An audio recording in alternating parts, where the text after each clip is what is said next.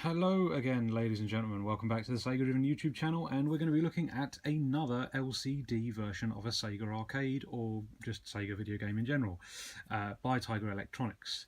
Now, I recently run a poll on our Twitter, which is @SegaDriven, and I let you guys decide what you wanted to see next. So I'm going to use that as the basis for the next few videos, because I'm going to basically just run down the order from most voted to least voted. And most voted from that bulk was this. It's the LCD version of Afterburner from 1987. Now, it's not from 1987 because, as like I said in the last one, the tech in these things dates to 1988. So at the very earliest, this could be 1988.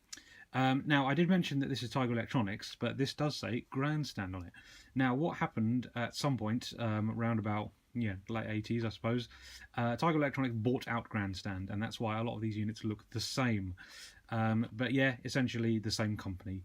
But this is just prior. Actually, no, it would have been during the buyout, but I think Tiger Electronics like to continue to use the name for some of their units because it obviously had some pull-in power at some point.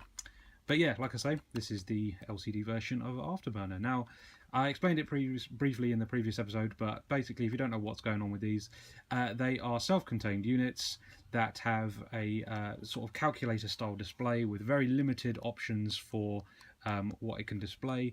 The screen cannot refresh, so it can't display a different set of graphics. It only has the very limited options that are available on screen at any given point. Self-contained unit, you can't change it out with another game. They're very, very cheaply produced, and they were very cheap to buy as well. A lot cheaper than buying, a port of the actual game on a Sega system. So yeah, let's kick it into action. I think this one is probably the most successful attempt at making the game work on an LCD system. So I'll kick it into action and I'll show you what I'm talking about.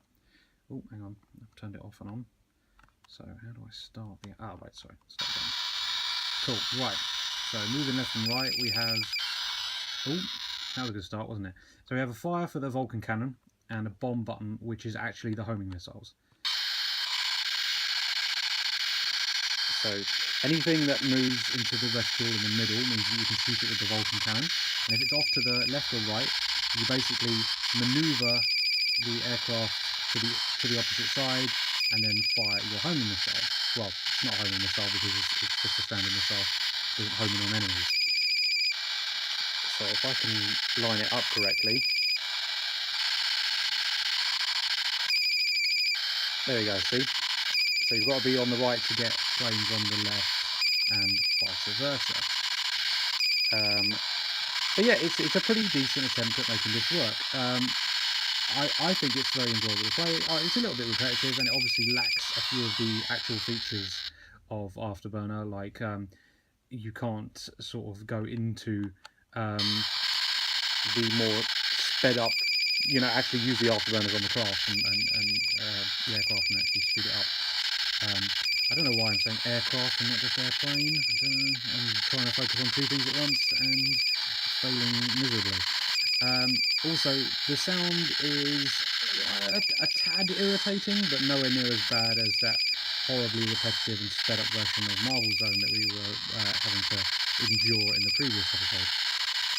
But yeah, it's like I say, it's very repetitive. It is basically just a case of firing at planes when they're in the reticule with the Vulcan cannon, and if they're not in the Vulcan cannon, using the missiles to fire at either side of the screen.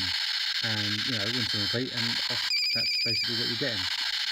Whereas with the Sonic game, at least it tried to attempt to vary things by actually having stages with different gimmicks and different badniks, so that, it made it more... Made it feel more like the structure of the original game, whereas this has very little variety. You're basically just doing this over and over again and trying to get a better score. I think that was my last life. Oh no, maybe not. Oh, that was though. And there we go. Oh, actually, I think I've started over again. Have I? It feels like this is going on for a very long time, to be honest with you. But yeah, this is a pretty decent attempt at making Afterburner work on a very underpowered system, I think. I have played this one more than any of the others. I do feel like it gets the actual sort of like core gameplay of Afterburner down quite well, and it's very enjoyable if a little bit repetitive. You know, you wouldn't play this for any longer than perhaps 10 minutes at a go, and it is literally just a high score thing. You don't have to worry about your ammo like you do in the original game. There we go, game over. I had quite a few lives then for that. But yeah, that's Afterburner, the Grandstand. I'm assuming 1988 version of Afterburner. But yeah, it's essentially Tiger Electronics at this point, just with different branding, because they weren't using their own branding at this point because they still saw some worth in the Grandstand label. But yeah, nice little unit. Like I say, I think this is probably the most, but one of the best attempts at making, porting a pretty advanced arcade game to not a very advanced archaic sort of calculator style display LCD game. But yeah, I enjoy this one. It's a fair bit of fun. Certainly worth picking up, and it's actually quite easy to get a hold of. This unit isn't particularly rare.